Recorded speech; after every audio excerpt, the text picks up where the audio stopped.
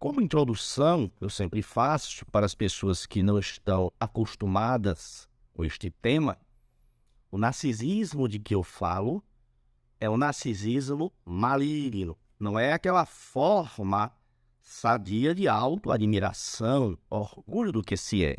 Esse é o narcisismo benigno, indispensável para a pessoa ser psicologicamente saudável e conseguir a sua plenitude na vida aqui na Terra. O narcisista de que eu falo é aquele que tem uma perversão moral, um distúrbio de caráter, uma forma distorcida, cristalizada de funcionamento da sua personalidade. E sente orgulho da maneira maquiavélica com ludibria manipula e suga os recursos das pessoas durante a sua vida inteira. Esse narcisista maligno, que tem essa forma distincional cristalizada de personalidade, jamais muda. Ele só muda de máscaras, de vítimas.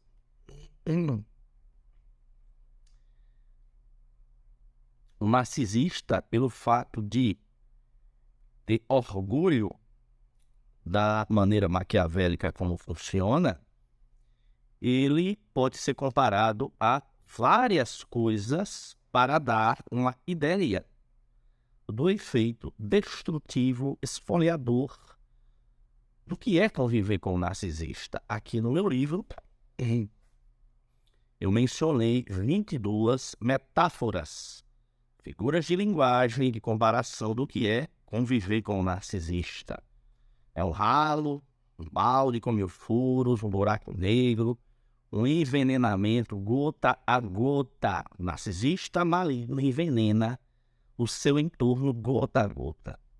Através de suas palavras, seus comportamentos, suas fofocas, seus dizeres ambíguos, suas triangulações, voltando as pessoas umas contra as outras, suas manipulações. A agenda de onda do narcisista é arruinar a vida do seu alvo, apagar a individualidade dela. Parece horroroso, mas aqui eu tenho outros vídeos que falam de vários aspectos do relacionamento disfuncional com o narcisista. E se você quiser ter uma visão sistematizada e completa, aqui no meu livro, um livro acessível, está disponível lá nas formas digital e física. E quem quiser adquirir o livro de papel comigo, eu ainda tenho alguns exemplares, pode ser obtido por 40% do valor da Amazon. É só passar a mensagem aqui nos contatos que eu deixo aqui embaixo, e-mail, Instagram, Facebook. Nós enviamos com dedicatória para todo o Brasil. Ao longo deste vídeo, inevitavelmente, eu vou repetir algumas coisas que eu falei em outros vídeos, mas sem aprofundamento. Por isso que aquelas coisas que merecerem um aprofundamento, eu vou fazer remissão a outros vídeos do canal para vocês entenderem que eu tenho vídeos que falam sobre praticamente todos os aspectos. Então, o nosso título é: existe justiça contra o narcisista? O narcisista sempre se dá bem. Eu fiz uma enquete recentemente nos meus canais. Nós temos no nosso Instagram quase 6.000 pessoas nos seguindo. E eu fiz uma enquete se existe justiça contra o narcisista. E as pessoas que votaram, algumas centenas de pessoas votaram, apenas 15% votou que é possível sim o narcisista responder pelos seus malefícios. A esmagadora maioria, 85%, demonstrou uma incredulidade de obter justiça contra o narcisista. E isso foi uma das motivações pelas quais eu estou fazendo este vídeo. Quando as pessoas me perguntam se é possível o narcisista responder pelos seus atos, Elas me perguntam sobre 3 aspectos. Um deles é a justiça perante o poder judiciário, a justiça processual. Mas não é só essa a pergunta, existem outros 2 aspectos. Por isso que eu vou deixar a justiça processual por último, o terceiro aspecto.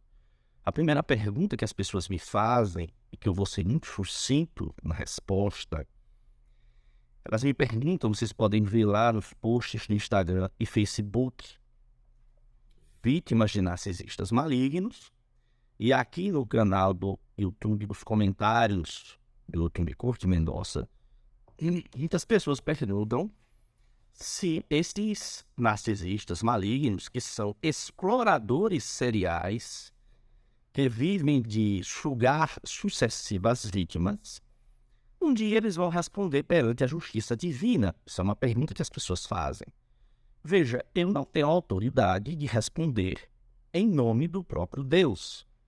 Eu, aliás, sou muito crítico daqueles que falam em nome do próprio Deus.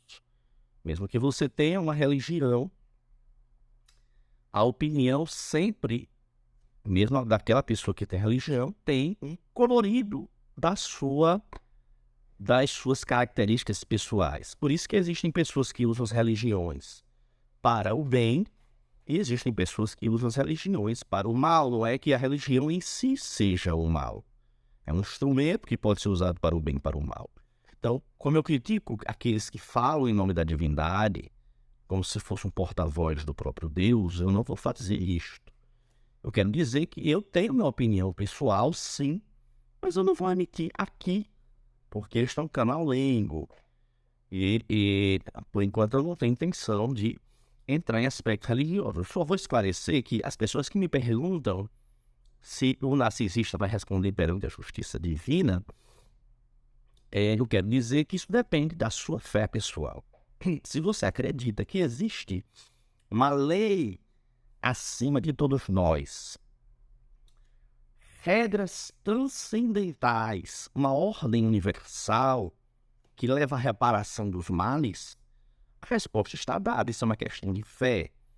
Alguns acreditam que existe essa ordem transcendental, nas suas várias denominações religiosas, e que as pessoas que cometem o mal, porque o narcisista comete mal, contra sucessivas vítimas e pessoas que têm afeição a essas vítimas. Eu sempre falo que para cada vítima do narcisista, várias outras pessoas que têm afeição pela vítima sofrem por um efeito dominó ou ricochete. Exemplo, um pai ou uma mãe que comete alienação parental contra um filho, ou um filho para punir o ex-parceiro, ele não vai causar somente sofrimento no filho, em distúrbios psicológicos nele, vai causar também contra o ex-parceiro, mas vai causar, por exemplo, distúrbios psicológicos e dores e adoecimento naquelas pessoas que amam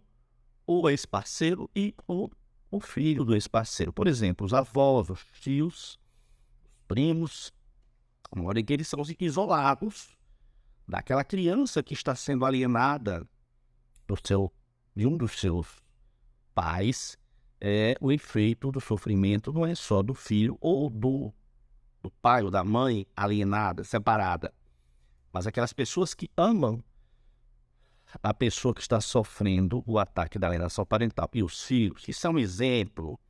Uma pessoa que sofre um golpe de amor ou de afinidade e entra em depressão, ansiedade, adoecimento, não é só essa pessoa que vai sofrer.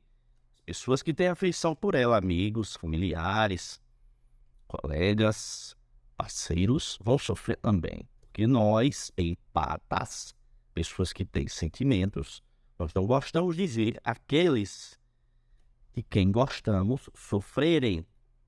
Mas, então, dependendo da sua visão, se você acredita numa realidade acima da humana, então você acredita sim que o narcisista vai responder ou aqui na Terra ou depois da morte. Aqui na Terra, por uma lei de ação e reação aqui mesmo na Terra, ou ele vai responder no destino final, indo lá para as áreas de punição, ou as correntes reencarnacionistas acreditam que ele vai responder em vidas futuras. Então, esta resposta, eu tenho a minha opinião pessoal, não vou emitir aqui, não faz diferença nenhuma. O que eu acredito em termos de religião para a lição que eu quero passar para vocês aqui é uma lição leiga, certo? Sou daqueles que defendem a separação do conhecimento leigo do religioso. Não é que os valores religiosos não vão influenciar, mas tem que ter uma separação. Senão as coisas se confundem, gera dogmatismo, fanatismo e briga. Só o segundo, então, essa primeira resposta, essa primeira questão, se eles respondem perante a justiça divina, quem acredita que existe uma justiça divina, óbvio que vai responder. Senão, o ente superior, a inteligência suprema, a causa primeira de todas as coisas, o Criador, o grande engenheiro, seria injusto. Isso é incompatível com a crença no poder absoluto e justo.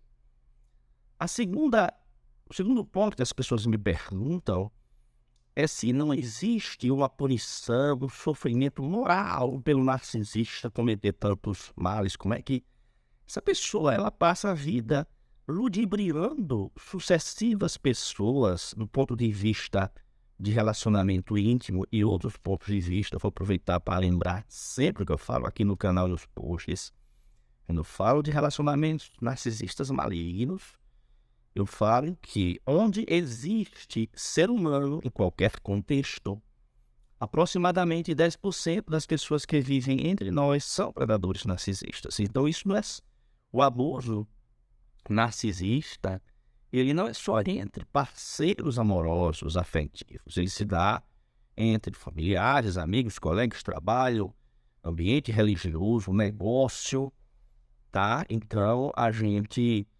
em todos esses aspectos, todos esses contextos, existem predadores narcisistas. Aí as pessoas perguntam, Dr. Kurt, o narcisista, ele não sofre.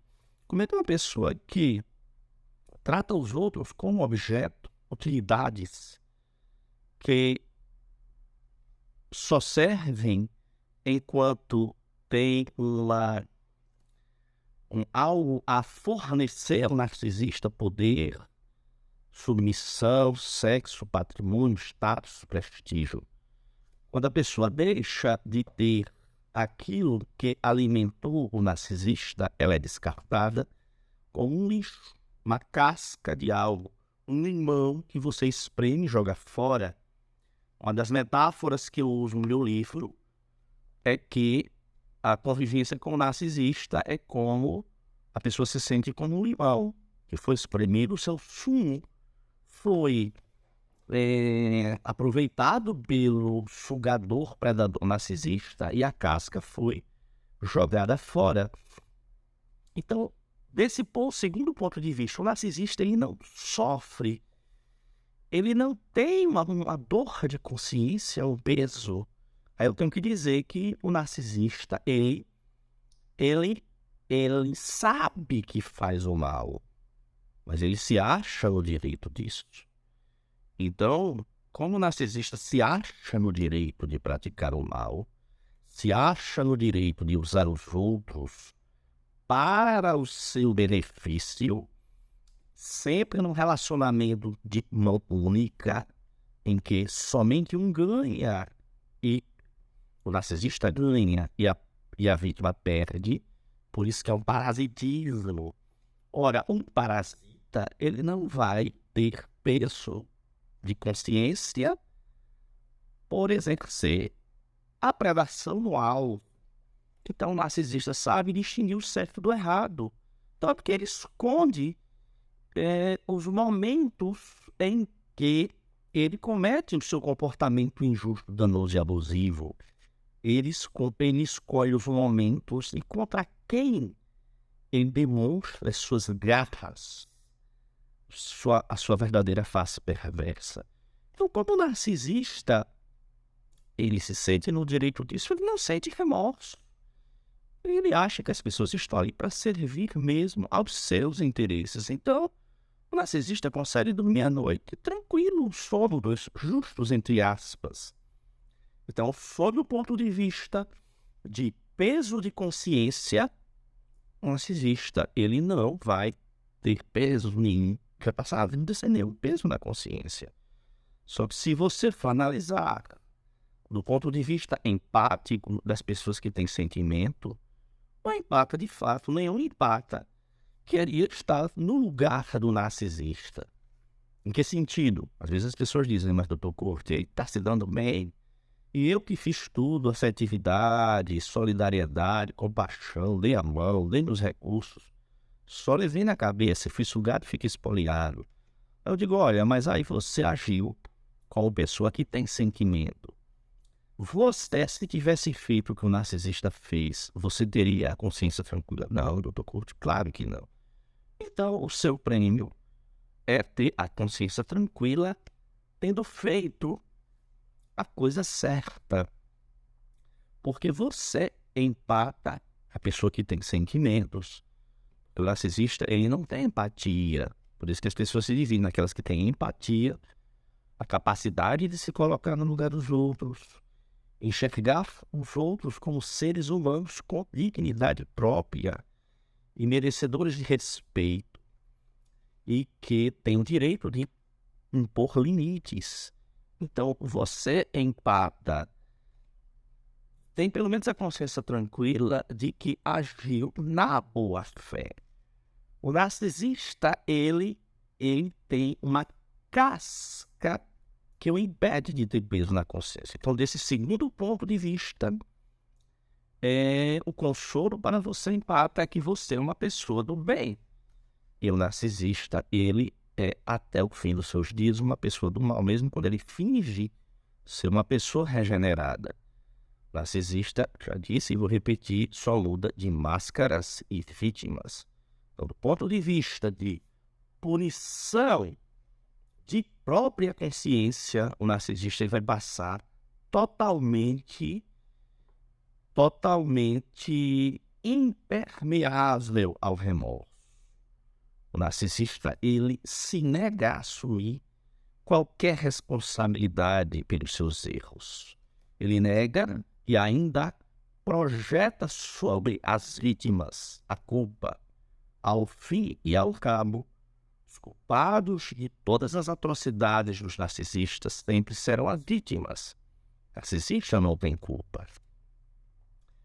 Chegamos agora ao terceiro ponto, que é onde nós vamos discutir mais, que é a justiça jurídica, social. É possível, doutor Corte, e como obter justiça contra o narcisista?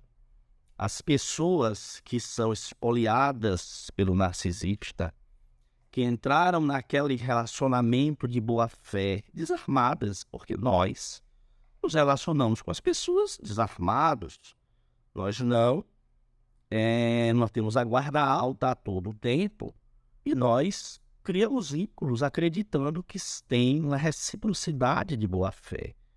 O narcisista se aproveita da nossa boa-fé para invadir a nossa intimidade e descobrir tudo aquilo que ele pode sugar de nós.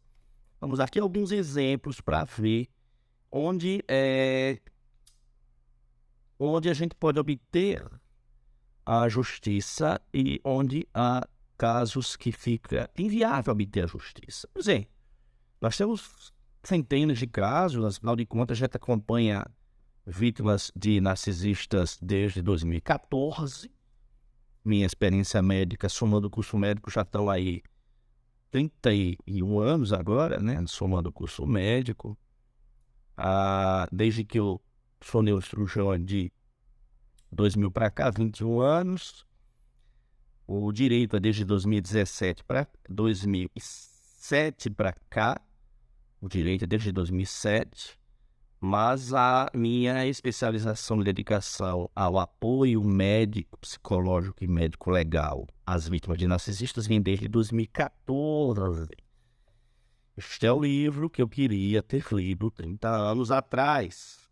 Foi graças à experiência pessoal, uma vida, mais de 40 anos sofrendo ataque voraz de pessoas predadoras, impermeáveis ao remorso e que ninguém conseguia me explicar. E vendo pacientes meus adoecerem por abusos semelhantes, foi de tanto buscar, eu achei a resposta. E desde 2014 nos dedicamos a esse amparo médico psicológico e médico legal. Foi daí, a pedido das próprias vítimas, que eles pediram que eu escrevesse esse livro em linguagem elementar, simples, didática, coisa que não existia no Brasil, nenhum livro originalmente escrito em língua portuguesa, dessa forma didática, específica do espectro do narcisismo maligno. Por exemplo, nós tivemos porque toda semana nós recebemos um monte de mensagem nesses contatos que vocês estão vendo aqui embaixo no comentário fixado. Nós temos muitos casos que nos procuram para atendimento de telemedicina, neurologia e neurocirurgia, para suporte médico psicológico, pessoas que estão em frangalhos pelo abuso e não encontram profissionais que conheçam o assunto. E também muitas dessas pessoas nos procuram para um suporte médico legal para desatar os nós. Quando você vai desatar o nó dos relacionamentos, vai desatar, se libertar do relacionamento narcisista, sempre há muitos nós a desatar. O narcisista, ele sempre impõe um caminho mais difícil para a vítima. Existe aquela regra da geometria que diz entre 2 pontos, o menor caminho é uma reta. Mas para o narcisista, ele sempre vai impor que a vítima faça o caminho mais difícil, cheio de curvas e rodopios. Quanto mais ele problematizar a vida da vítima, mais satisfeito ele fica. Quando você tenta, então, romper com o narcisista, mais ele vai complicar. Só que nesses casos, alguns nos procuram com os processos já em instâncias nos tribunais superiores, com a defesa ou os seus interesses totalmente mal feitos. Por exemplo, então, casos que eu não resolvo porque eu não vou prometer falsas esperanças. Eu sou muito honesto e digo, olha, você nos procurou num estágio tardio, seu processo foi mal instruído, os pedidos foram mal feitos, o que tinha que se fazer não foi feito, e eu não vou prometer reverter um processo que está no Supremo Tribunal Federal quando as provas forem produzidas totalmente deficitárias. Então, por exemplo, uma mãe desesperada, que estava tão desesperada que ela isolada de tudo e de todos, e ela chegou a pensar em se suicídio várias vezes. E o abusador, o marido, a humilhava, depreciava, fazia os jogos psicológicos que eu descrevo no livro, os jogos psicológicos, o enlouquecimento, o adoecimento, triangulação, invalidação. O paciente ficou uma pilha de nervos e chegou a pensar em se matar. E ela chegou num ponto, numa encruzilhada, na mente dela na época só havia 2 soluções: ou ela se matava, ou ela fugia de casa. Ela tinha 2 filhos, tem 2 filhos. Isso aconteceu 3 anos atrás. E ela abandonou tudo, largou os filhos, disse, inclusive, em voz alta, emboltou na frente de familiares e vários testemunhas que ela desejava se matar, que a vida tinha perdido o sentido, e largou tudo. Depois de 3 anos em que a guarda ficou com o ex-marido, ela ficou sem direito a nada, ela não foi considerada louca, né? E ela me procurou já com o processo em instâncias superiores para ver o que a gente podia reverter. Então, um caso desse, quando a pessoa já nos procura com o processo já nos tribunais superiores, que eu vou explicar lá mais à frente, a limitação que tem das instâncias. Uma coisa é você pegar um processo em primeira instância para ser julgado pelo juiz. Outra coisa é ser julgado, pegar o processo para recorrer para o tribunal estadual, E outra coisa é quando você pega um processo que já está em recurso para os tribunais de Brasília, o Superior Tribunal de Justiça, o Supremo Tribunal Federal. Existe uma limitação de produzir provas que não foram produzidas lá atrás e engessa a nossa capacidade de inverter muitas decisões. Esse caso foi um caso que eu até disse à pessoa: olha, eu não vou enganar você. A gente foi tudo mal feito, realmente a coisa está numa situação praticamente irreparável. Mas se essa mãe tivesse nos procurado, antes de ter tomado a sua atitude, fazendo aquilo que nós recomendamos desde 2014, conhecer o assunto, planejar meticulosamente, o que envolve planejamento médico-psicológico e médico-jurídico, e não deixar pontas soltas, só que ela não teve a oportunidade que vocês estão tendo agora de conhecer o assunto. Como eu não conhecia o assunto até 2014, sofri atrocidades em vários contextos, eu nunca menciono o nome de ninguém, e vi pessoas sofrerem atrocidades sem conhecer que havia uma explicação científica para esse comportamento enlouquecedor e expoliador desses robôs sem coração que vivem entre nós, os vazios, que fingem que são seres humanos com sentimentos igual a nós, só para nos explorar e se safar de suas atrocidades. O caso de uma irmã, por exemplo, que numa família totalmente disfuncional, em outros vídeos, pessoal, esses casos que eu estou mencionando aqui por alto, no futuro eu farei vídeos específicos de casos. Aqui eu estou só dando a chave do caso para ilustrar este vídeo específico. O caso da irmã que foi criada numa família totalmente disfuncional, pai e mãe narcisista, um filho de ouro, ela uma filha que se opunha aos abusos, era considerada a filha rebelde, uma outra irmã que era aquela que era mais fugitiva, era que se isentava do conflito. Esta irmã que tentou se ausentar do conflito, terminou se ausentando da vida, teve uma descompensação psicológica, depois veio a se suicidar, o que foi uma perda emocional muito grande para esta irmã. Quanto aos outros, não sentiram falta nenhuma, porque são 3 narcisistas, e todos os abusos do pai, da mãe e do irmão, ela não tinha quem recorrer. E até que chegou a gota d'água, o irmão, o filho de ouro, chegou ao ponto de espancá-la quase até a morte, em plena via pública.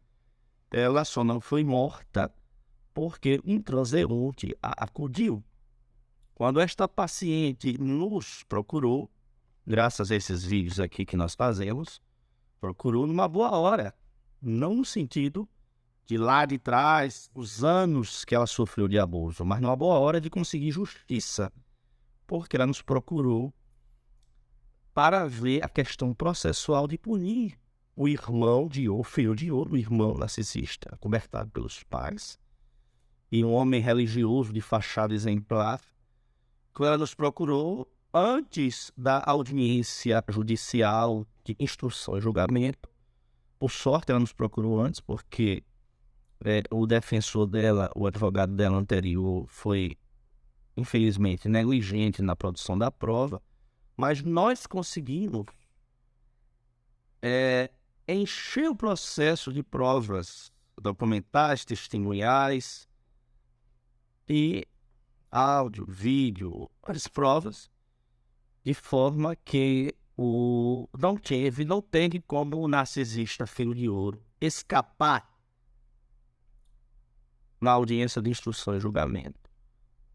Ele está exercendo o seu direito de espernear, mas esse aí não tem como escapar da punição. O caso de uma filha cuja mãe depreciava, humilhava, controlava e convenceu todo mundo que ela era desequilibrada, transtornada mental. Ela teve conhecimento do nosso trabalho, nos procurou, e nós a instruímos para que ela produzisse prova. De fato, foram produzidas várias provas. Prova de quê? Áudio, vídeo testemunhas.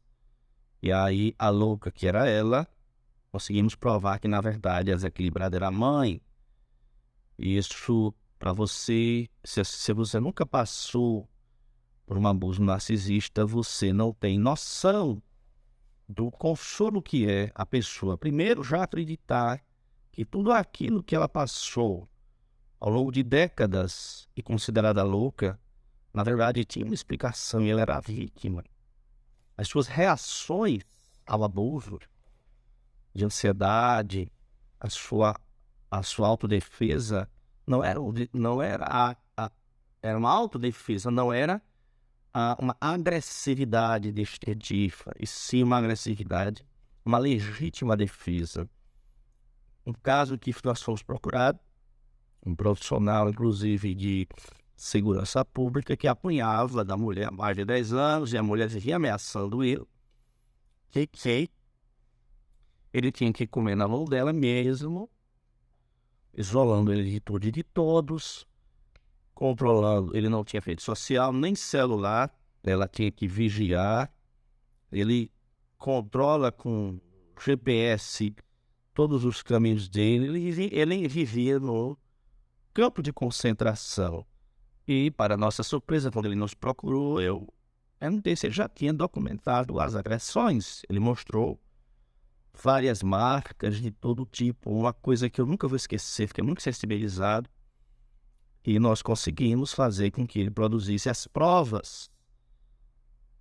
O caso de uma esposa com casamento de décadas, ata, desata, reata, e o ex ameaçava tomar todo o patrimônio dela, que originalmente era dela, porque quando ela ingressou no casamento, todo o patrimônio era dela, ela entrou com todo o patrimônio, ele entrou só com a beleza, e ele coagindo a paciente, a esposa, nossa paciente, que nos procurou, de que tomaria todo o patrimônio dela e os filhos, alegando que ela era desequilibrada e tinha feito uma campanha difamatória em que ela estava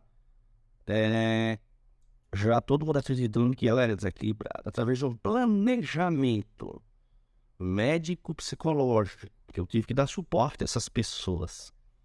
Imagine como é que essas pessoas que estão uma pilha de nervos, em frangalhos, você diz assim, olha, nós vamos ter que planejar. Ela quer se libertar. Só que se você chuta o pau da barraca, joga pro ar, faz uma atitude intempestiva, tudo isso vai ser usado contra você. Então nós tivemos que entrar com suporte médico, psicológico, medicamento. Esses casos de todos precisaram de medicamento. Suporte de orientação psicológica. E um planejamento médico legal para que, quando essas pessoas tomaram as atitudes processuais, eu sempre falo, a gente tem que planejar de forma que o narcisista ele não tenha para onde correr. Para onde ele procura, ele vai se encontrar.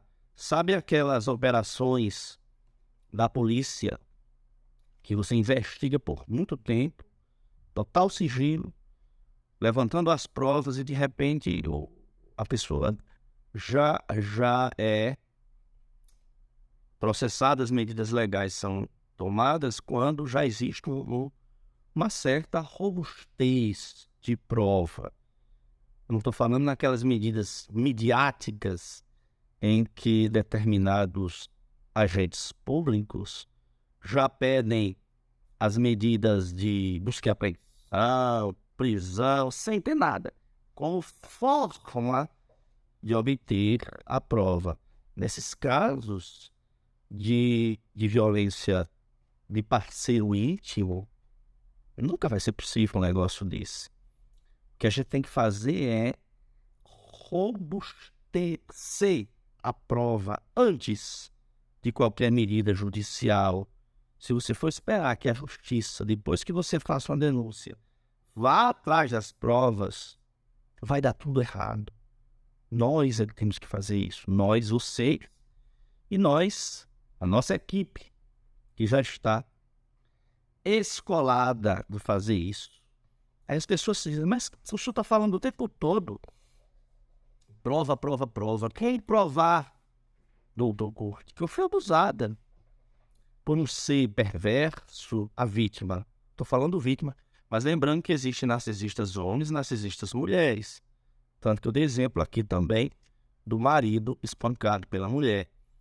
Existem narcisistas homens e narcisistas mulheres. O narcisismo maligno não possui gênero. O que há é que existe uma certa predominância do narcisista homem ser mais truculento, adotar medidas mais exacerbadas, violência física, mas uma boa parte pratica tão somente as medidas passivo-agressivas, aquelas camufladas, lobo em pé de cordeiro.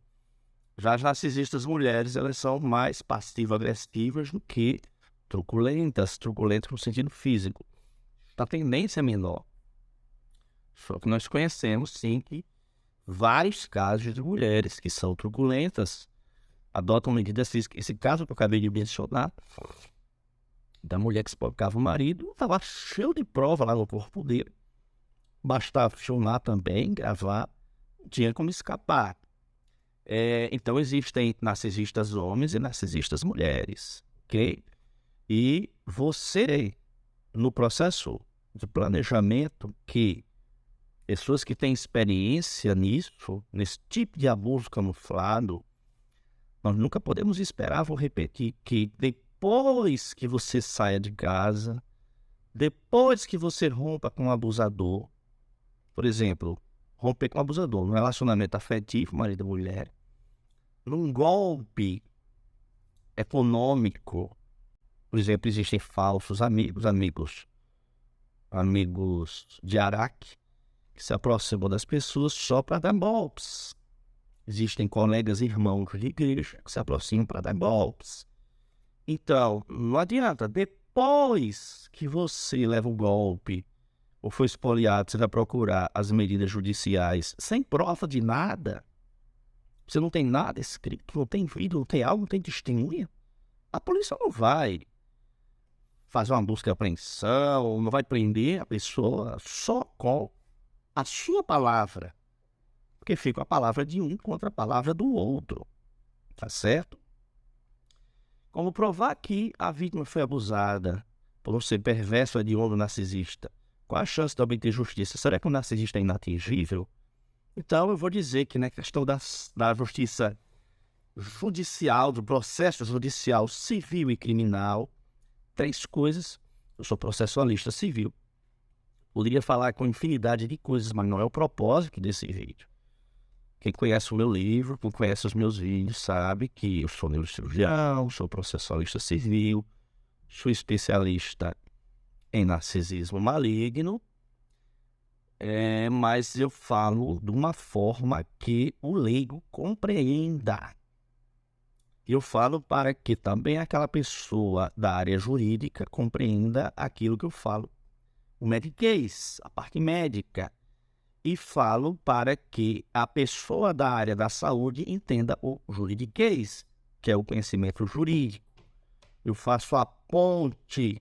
Não é à toa que eu fui também, por muitos anos, professor de medicina legal e perito judicial, fazendo como que a ponte entre medicina e direito. Mas aqui eu tenho que resumir. Quem quiser uma visão sistemática, procura o meu livro, Guia de Sobrevivência para Vítimas de Narcisistas Malignos, e veja os nossos posts e veja nossos vídeos. Mas aqui, resumindo, eu diria que são 3 principais fatores para nós conseguirmos uma punição do narcisista na justiça. Tá? Primeiro, você tem que saber qual é o pedido, o que é que você quer. Muitas pessoas nos procuram sem saber o que querem, porque assim, o juiz ele é impedido de decidir fora do pedido. Se você não pediu determinadas medidas, o juiz ele é impedido pela lei processual de conceder. E o juiz também não pode conceder pedido além do que você requereu. Se você pediu uma reparação, por exemplo, de 10 mil, o juiz não vai poder conceder uma reparação de 100 mil, ok? É o seu pedido limite. E é aí onde há muitos erros, porque nós que estamos acostumados nesse suporte médico, psicológico e médico legal, nós sabemos o que é viável. Geralmente envolve divórcio. Existe divórcio liminar, mas nós estamos cansados de ver pessoas que ingressam com ação de divórcio, não pedem divórcio liminar. Vai esperar o quê? O divórcio chegar para o final do processo. Hoje, você está com ação de divórcio, já no despacho inicial, o juiz concede o divórcio. Quando o abusador recebe, ou a abusadora recebe a notificação, já se descobre divorciada ou divorciado. E os outros pedidos ficam para as outras etapas do processo. É o que se chama de julgamento antecipado, tá? Questão de guarda. Precisa saber, é guarda compartilhada, unilateral, compartilhada com o lar base A ou B, a questão de pensão, haverá pedido de pensão, os filhos em geral, quando há filhos, ou um parceiro ficou dependente e proibido de trabalhar por muito tempo, é possível, partilha bens, questão de plano de saúde existe e vamos manter ou não, as indenizações civis e punições criminais, tudo isso. Nós que temos experiência, nossa equipe, a gente já sabe mais ou menos os pedidos viáveis e nós dispomos para as pessoas. Só que, infelizmente, na lei do menor esforço, negligência e má-fé, nós temos visto muitos processos em que os pedidos foram capengas. Isso prejudica muito, porque, eu repito, o juiz está vinculado aos pedidos. Ele não pode conceder aquilo que você não pediu ou além do que você pediu. E há também que ter uma racionalidade de que os pedidos têm que ser pedidos viáveis e proporcionais. Você não vai pedir uma coisa desproporcional. Com relação ao pedido, instância, eu já adiantei um pouco antes, mas aqui eu vou explicar. Se você está procurando ajuda e o processo ainda não foi julgado, está em fase de... Porque você ingressa no processo, tem os pedidos, depois tem a questão da produção da prova, tá? Então, se o processo, você vai ingressar ou ainda está antes da audiência de instrução. O que é audiência de instrução? É onde o juiz ele vai apreciar as provas que estão nos autos e vai ver se precisa, escutar perito, testemunha. Então, se é antes disso, ainda há tempo de nós consertarmos trabalho mal feito, anterior. Mas, se é depois, e o juiz, depois da audiência de instrução, aí você não tem como trazer novas provas, porque as provas têm que ser antes. Provas depois, só se forem provas supervenientes, aquelas que vieram depois da audiência de instrução. Se saiu a sentença, a audiência de instrução saiu a sentença, quer dizer, o juiz de primeiro grau, ele julga sozinho, com base nas provas que estão nos autos. Depois disso, vai um recurso para o tribunal, o tribunal estadual, que em geral são os competentes para esse tipo de causa. Então, para você apelar ou agravar, quer dizer, que são os recursos que você usa para que o tribunal reveja ou anule as decisões do juiz monocrático sozinho de primeiro grau, você não pode trazer provas novas, provas antigas, para dizer, não, é porque essa prova não tinha anexa. Não tem como. Só sou prova superveniente. E os tribunais, e aí tá, você não pode estar fazendo o trabalho depois, que já devia ter sido feito antes. pode trazer provas novas que aconteceram depois do julgamento de primeiro grau, da produção da prova de primeiro grau. Então, se teve a prova, teve sentença, você vai apelar ou vai entrar com os recursos para o tribunal, aí a pessoa nos procura, por exemplo, e a gente vai ver que havia um monte de prova testemunhal, documental, e nada existia nos autos. O juiz, ele podia estar morrendo de pena da vítima, mas aí ele está limitado por lei, porque o juiz só julga com base no que está no processo. Eu já tenho um ditado, um brocado jurídico, que diz que o que não existe no processo, não está no processo, não existe no mundo. Ok? E quando o processo está em tribunais de Brasília, os tribunais superiores, aí é que nem as provas podem mais ser revistas. Você só debate direito. Então, a coisa vai se afundando. Por isso que eu digo, pessoal, que nós temos que planejar. Se você está conhecendo a dinâmica do abuso narcisista, antes de tomar uma atitude desesperada de jogar tudo pro ar e achar que vai brigar depois, que você tem que se munir de provas. Procure uma assistência, ok? Alguém que entenda, porque para muitos profissionais do direito, se você chegar falando do abuso narcisista de parceiro íntimo, assédio moral camuflado, ele vai achar que você, vítima, é a desequilibrada da história. Vai ver você lá desganhada, ansiosa, desesperada, e ele vai dizer, é só sua palavra, é só sua palavra. E quanto às provas que devem ser produzidas, que devem ser colhidas do curso, tudo que puder. Porque para o judiciário é irrelevante você dizer que o cara é um narcisista. Porque não existe decide para o narcisista, porque o narcisista, ele não é um doente mental, tá? Ele é um transtorno mental que está classificado até na classificação americana de transtornos mentais, o DSM-5. Na CID-10 que nós usamos, não existe nem CID para o narcisista. Existe para o psicopata, que é o antissocial, emocionalmente instável. Então, se falar que o cara é narcisista, é mesmo que nada. Vai dizer que você está sendo paranoico, desequilibrado. Isso vai soar até feio para você, vítima.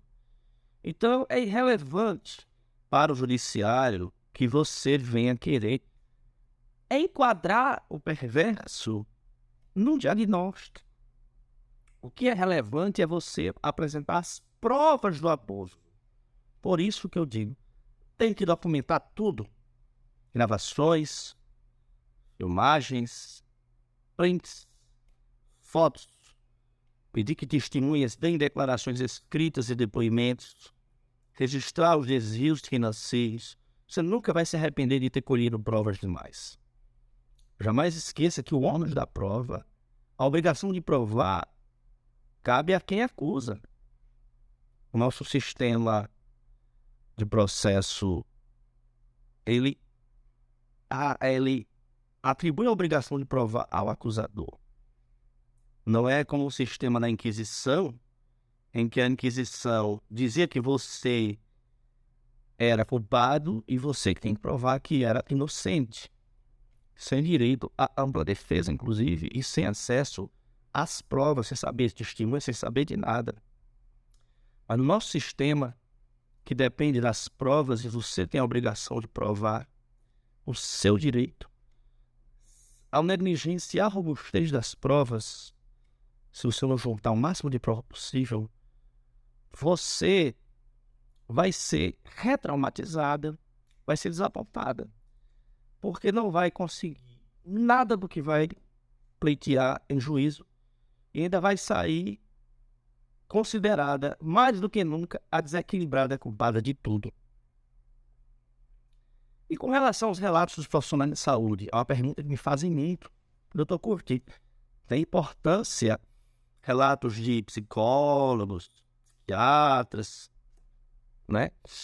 A vítima, por exemplo, quer levar um relato do psiquiatra dela, do médico, do profissional de saúde, do psicólogo, psicanalista.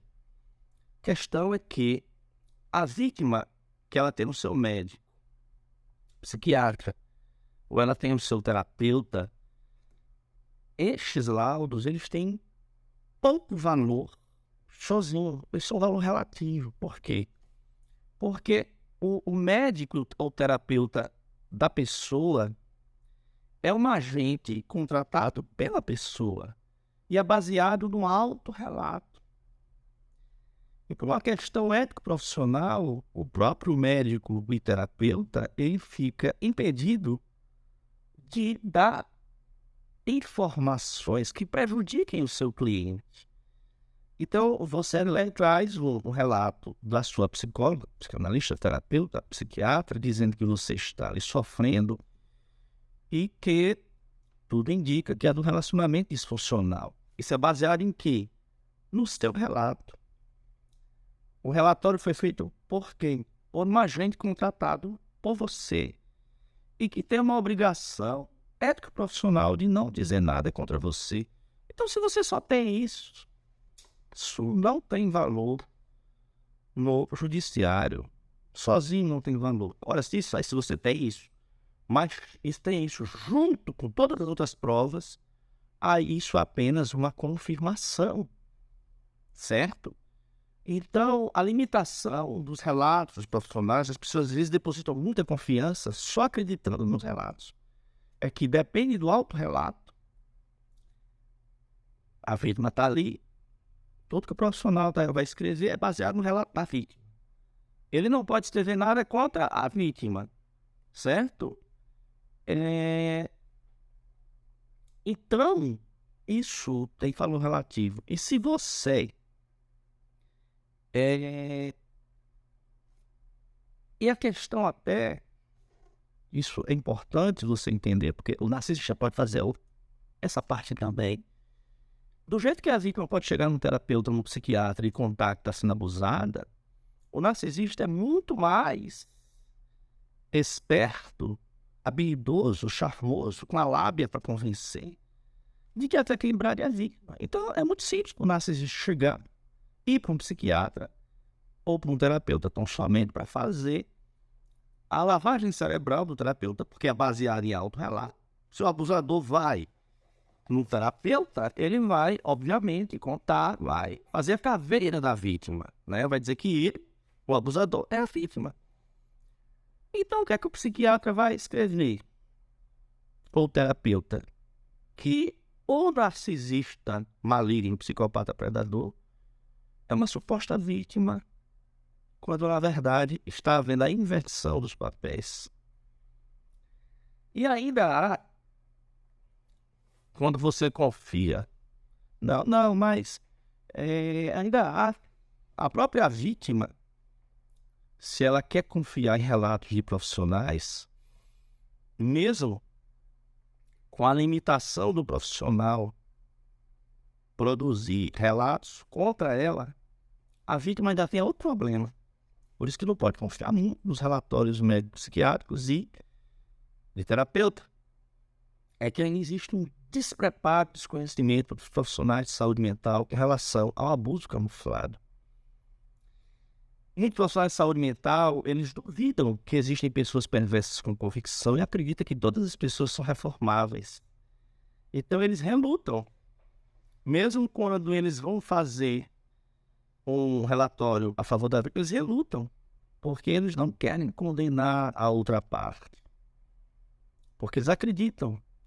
E nós temos ideologias profissionais de saúde mental que constituem um verdadeiro movimento de defesa do direito, do narcisista de abusar. Impressionante. Eu já postei nas minhas redes várias críticas de profissionais de saúde me criticando, porque eu falo. E esse livro aqui tem base científica. Eu coloquei aqui no final 80 livros em que eu baseei esta minha obra. Tenta referências, tá? De profissionais. E durante a construção do livro, eu usei mais de 200 obras para fundamentar. Mas existem ideologias, agora, ainda vigorando, profissionais de saúde mental, que defendem, que dizem que o problema é que nós não toleramos, nós somos intransigentes, porque não respeitamos o direito do narcisista de causar drama, causa expoliação e destruição na vida dos outros. Você já pensou? É igual o que uma seguidora nossa comentou quando eu postei essas críticas profissionais. Ela fez uma comparação muito interessante. Ela disse, é mais ou menos como se eu fosse assaltada, chegasse na delegacia e a polícia pedisse que eu me exigisse que eu pedisse desculpa ao assaltante. Que eu fosse estuprada e viesse me exigir que eu tinha que respeitar o direito do estuprador. Quer dizer, é como se você respeitasse o direito do estuprador de estuprar suscetíveis pessoas, do assaltante de sair assaltando. A gente tem que respeitar o direito do predador. Pois é, infelizmente. E lembrem que quando a vítima vai procurar ajuda, geralmente transcorreram anos de abuso.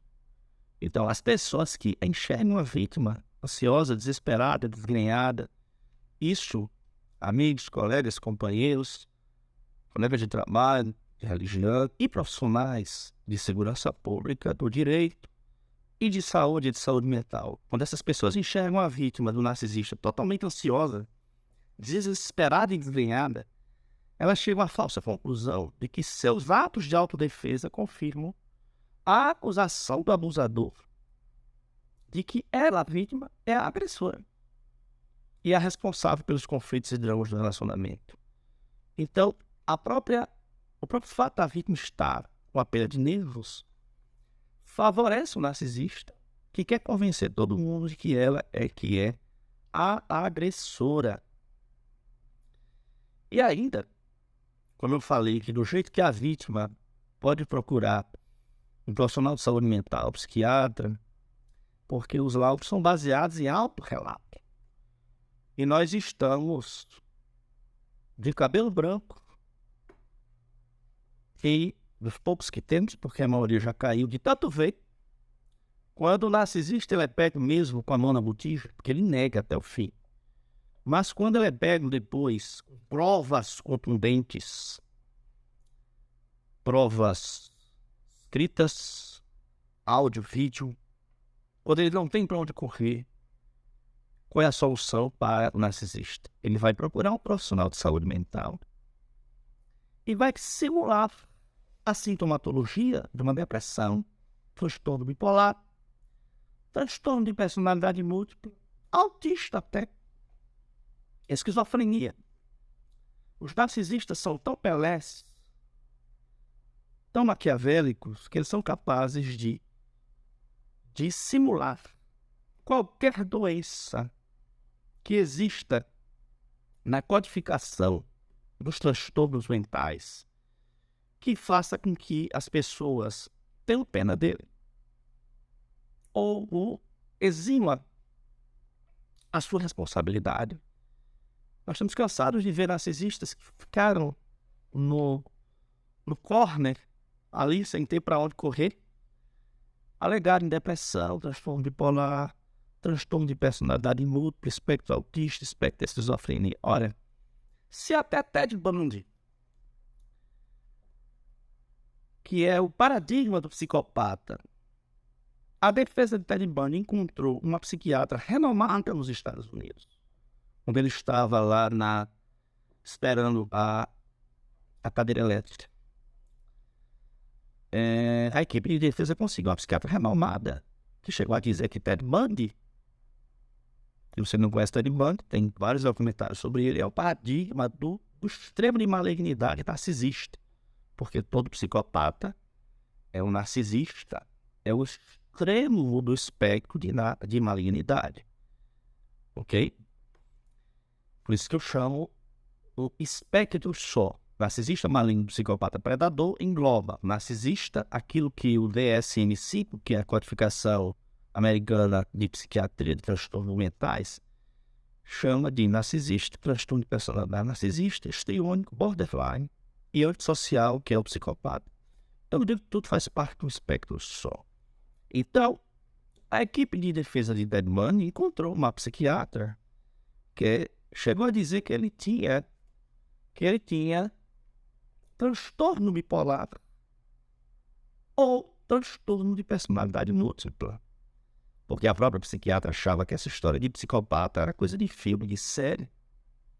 Então eu estou cansado de ver narcisistas, quando eles não estão acuados, cheios de prova contra ele. Aí eles vão lá, o profissional de saúde mental, estudam antes, inclusive, e saem com laudo de que eles têm depressão, transtorno bipolar, transtorno de personalidade múltipla, espectro autista, espectro de esquizofrenia, porque é baseado no próprio relato. Por isso que eu quero dizer que laudos de profissionais de saúde mental eles são relativos. Porque quem procura saúde mental, profissional de saúde mental, esse profissional vai escrever um laudo baseado no relato de quem procurou, seja o abusador, seja a vítima. Esse profissional não pode produzir informações por questões profissionais contra quem o contratou. Se for o abusador, ele não pode dizer nada contra o abusador. Está violando os códigos éticos da profissão. E ainda há aqueles, além do movimento de defesa do direito do narcisista de abusar, nós temos algumas considerações que a vítima do narcisista, por isso que eu insisto tanto, pessoal, no planejamento. Quando a vítima está lá sem aguentar mais e quer romper com o abusador, ela está impregnada de culpa e vergonha em frangalhos. Ela termina se defendendo mal, porque ela está desequilibrada emocionalmente e enxerga bem uma luz no fim do túnel. E ela termina querendo largar tudo, fazer acordos totalmente injustos, abrindo mão de patrimônio, questão dos filhos. Ela quer abrir mão de tudo para se livrar. Porque ela acha que assim vai pacificar o narcisista. Lê do engano. Nada que você faça cedo vai pacificar o narcisista, porque ele é um buraco negro. E ainda tem outro problema, que a vítima ela é bombardeada por mensagens de positividade tóxica. O que é isso? Está cheio aí de conselheiros, terapeutas, lamentavelmente, psicanalistas também, psiquiatras, lamentavelmente, coaches, conselheiros leigos e religiosos, que passam e exigem da vítima uma chamada positividade tóxica. O que é isso? Então, nós temos uma corrente, aquela corrente que eu falo, temos profissionais de saúde mental e outros profissionais que defendem o direito do narcisista de abusar. Ainda tem essas pessoas que pregam a positividade tóxica. O que é isso? A positividade tóxica exigem que a vítima que quer procurar o seu direito, porque aqui nós estamos falando de procurar o direito na justiça. O direito não beneficia os que dormem. Isso é um ditado, um brocardo jurídico. Então você tem que procurar o seu direito. Se você quer reparação, você tem que ter o trabalho de juntar as provas, contratar o seu defensor, seu advogado, entrar, pedir, recorrer, atrás de testemunha, dá trabalho. Aí o que é que os profissionais de várias áreas dizem para a vítima? Não, deixa para lá. Você tem que perdoar. Não se defenda não, você tem que ficar acima de tudo isso. Seja superior. Assim você está demonstrando raiva. Raiva é um sentimento animal. Demonstra inferioridade. Você tem que deixar essa sua posição de vítima e assumir que você foi corresponsável pela situação. Afinal de contas, são necessárias duas pessoas para dançar um tango. Nenhum ser humano. Não, essa história de narcisismo, que é uma pessoa sem coração, recuperável, pode. Nem o ser humano pode ser comparado a um robô sem coração. Você tem que ver, eles dizem para a vítima, que o mal pode ser um bem.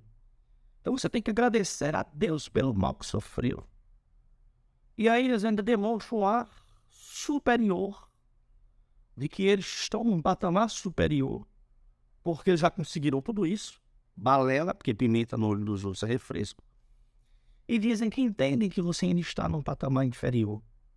Mas se esforce para conseguir isso aqui. Imagine só. Aí essa positividade tóxica desestimula as pessoas a procurarem seus direitos na justiça. Porque é comum a vítima querer a reparação dos males. É como se isso fosse abuso. No final do meu livro, lá no final, eu falo que tem muitas coisas que dizem que a vítima é a abusadora, é versão de culpa. Eu digo, não é abuso. A legítima defesa da vítima é o abuso. Não é abuso a tentativa da vítima de chamar a atenção do entorno para o abuso que está sofrendo. Não é abuso a tentativa da vítima de identificar, expor e compartilhar com outras pessoas o abuso, para que a luz do conhecimento se espraie. Não é abuso a vítima querer responsabilizar o narcisista pelas suas atrocidades e querer que o predador sofra as consequências legais e morais dos seus atos macabros. Não é abuso a vítima não perdoar o abusador. Não é abuso a iniciativa da vítima de estabelecer limites e contato zero com o abusador. Estabelecer limites e evitar a contaminação narcísica. Não se trata de egoísmo, mas sim de autocuidado, autoamor benigno e antisepsia biopsicoemocional. Por causa disso, pessoal, está cheio de crítica de profissionais me chamando de um ser que estimula a raiva, a vingança.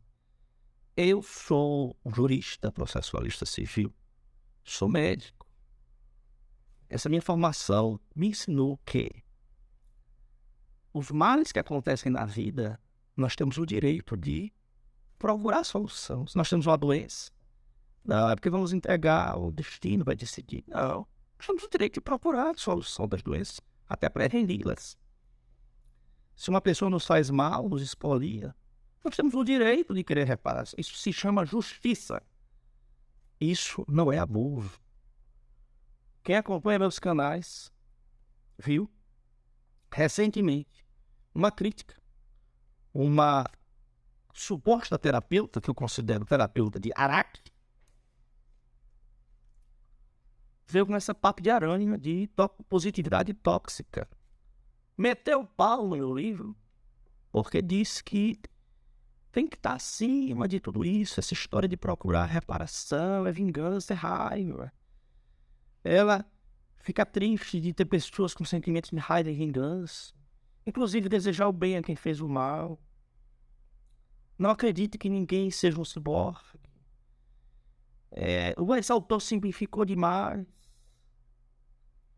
Não é necessariamente ser alvo do abuso, apenas cause mal, pode te causar bem. Você tem que agradecer por ter sido humilhada ou humilhado, espoliado, agredido fisicamente, psicoemocionalmente, estuprado emocionalmente ou fisicamente.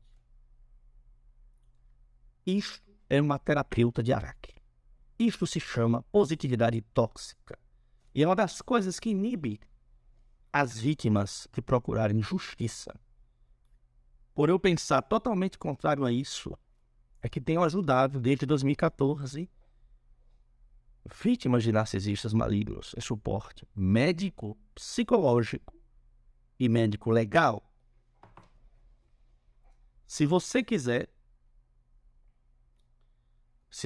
marcar uma consultoria conosco, seja para telemedicina, neurologia, neurocirurgia, seja em questão de acompanhamento médico-psicológico, seja médico legal, com relacionamento a essa temática, que nós temos experiência, nós temos uma equipe que nos assiste. Se você quiser comprar o livro de papel diretamente comigo, por 40% do valor da arma, é um livro simples, tá? que foi um ato de coragem, a pedido das vítimas que escrevi isso, porque só vocês entrarem nas redes sociais, está cheio de crítica lá, desses terapeutas de Araque e conselheiros de Araque que dizem que a vítima tem que cruzar os braços. Por isso que, na enquete que eu fiz, apenas 16% disseram que acreditam que é possível conseguir justiça contra o narcisista. Por tudo isso, a vítima que quer conseguir justiça contra o narcisista, ela nada contra uma maré. E você não conta nem no mão com os profissionais no país continental como o Brasil, que tem um suporte abrangente, médico psicológico, médico legal, e tem essa adesão, sim. Eu mesmo procurei por décadas todo canto. É só passar a mensagem direta, seja para uma consulta isolada, seja para consultoria, acompanhamento, opiniões. Quando há questões legais, a gente marca também com a nossa equipe jurídica para a gente bolar uma estratégia. Recapitulando o vídeo, pessoal, se há justiça contra, é possível obter justiça contra o narcisista. A justiça eu falei aqui nesse vídeo sobre 3 pontos de vista: divina, moral, pessoal e social, judicial. A judicial, que é onde nós nos demoramos mais, existe o planejamento probatório, os pedidos bem feitos para evitar dormir no ponto, e tem que saber que há instâncias que limitam a amplitude dos pedidos e das provas. Relatórios e pareceres de profissionais de saúde por si só são frágeis na falta de outros elementos de prova. Conhecimento, planejamento, libertação, quando assistidos por um profissional experiente, faz toda a diferença. Marque uma consulta para tirar suas dúvidas, para o acompanhamento.